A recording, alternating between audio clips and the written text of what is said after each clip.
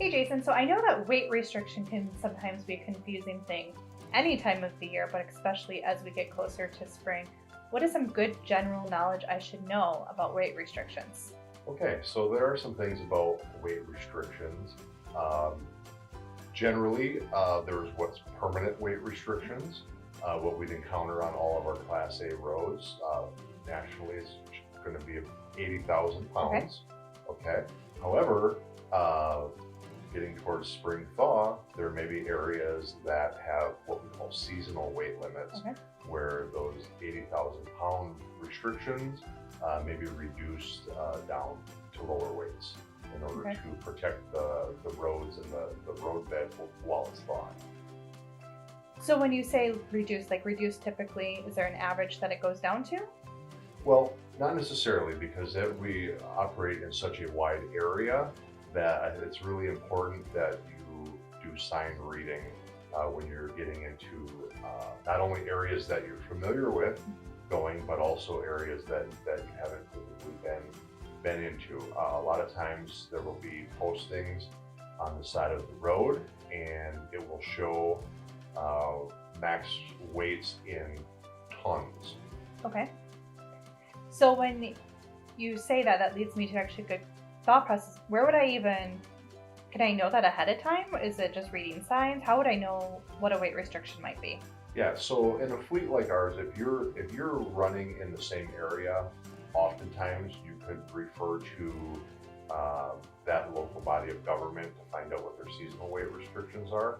But as many of our drivers are out in different states at all times, it would be very difficult to plan ahead for seasonal weight restrictions. So what happens if I find myself on a road that has a weight restriction and Okay. I'm over it? Yeah. So, well, I think let's back up just a moment. Yep. And I mentioned earlier that the sign would indicate generally a max allowed tons. And I want to be sure that everybody, is familiar with what does my truck weigh? What Sure. does my truck weigh when it's empty? What could my truck weigh while it's fully loaded? So a ton, just in case anyone's not familiar, is going to be 2,000 pounds. So your tractor and trailer, while empty, is generally going to weigh around 35,000 pounds, give or take, of course. So about 18 tons. Okay. So if you were to see a restriction that was set at 18 tons, you would be safe with an empty tractor and trailer. Where a normal weight limit would be 40 tons, so 80,000 pounds. So yeah, otherwise, when you're driving, these temporary signs are typically going to be posted. And if you find yourself in an area where you are over a weight limit, or you come to a sign that you see a weight limit sign, what I'm going to ask is that you get yourself safely pulled over as soon as possible, acting in good faith. And if we need to, we'll call local law enforcement, or you can call into the safety team, and we'll find a way to get you off of that route if you believe that you're overweight.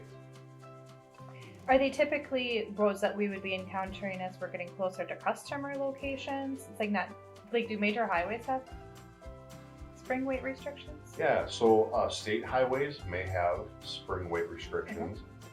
Generally, interstates are not. Those are going to be considered Class A roads, and 80,000 pounds weight limit, unless there's construction going on or something special at that time, or weather-related incident. Those roads are going to remain at 80,000 pounds. But yeah, it's a good question.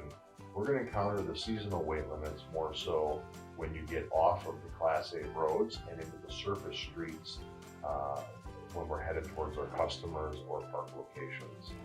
And if I'm remembering correctly, if I'm wanting to know what a Class A road is, I can find that in my atlas, correct? Yeah, if you're using your Rand McNally Atlas, Yeah. It's a great tool that's going to show you where your Class A roads are, where you are permitted to be at any time. And with that, I guess I always then think of bridge laws because that's always a confusing thing. Does that play into this conversation, or is that kind of a separate? Well, so bridge law could play into the conversation a little, because we'll just talk specifically about axle weights on your truck and trailer. Some signs could limit you to more restrictive weight per axle, not necessarily just the overall weight of your tractor and trailer. So just as a quick review, if we're in an area where we can run 80,000 pounds legally on our steer axles, so our Freightliners are spec'd out of a max of 12,000 pounds on our steer axles, and our Volvos are going to be 12,400. Now the axle is actually rated slightly higher than that, but the tires you're going to find on your tractor will be rated to 12,400 pounds. So that's the maximum amount of weight that you can put on your steer axles. Your drive axles, you're limited to a max of 34,000 pounds. Okay. And also on your trailer tandems, you're limited to a max of 34,000 pounds. Now you might think, hey, if you add all those numbers up on a Volvo, that actually adds up to 80,400 pounds. We still can't exceed 80. So if we're 12,400 on our steer tires, we have to be a little bit lower on one of our other axle groups. So that's really good information. With the seasonal stuff you were saying, they might do, but that axle might be different, not just the overall. They could. So sometimes you have to read the signs really closely because they'll give weight limitations for an axle group rather than a general overall vehicle weight.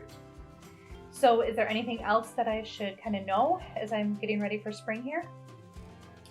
I would say just, as far as weights go, just make sure you're sign reading like we always should be, to make sure that we're on a legal route, and just be careful with the ground thawing. Make sure you're staying on paved surfaces, and that should keep you out of trouble. Okay. Well, thanks, Jason, for the information.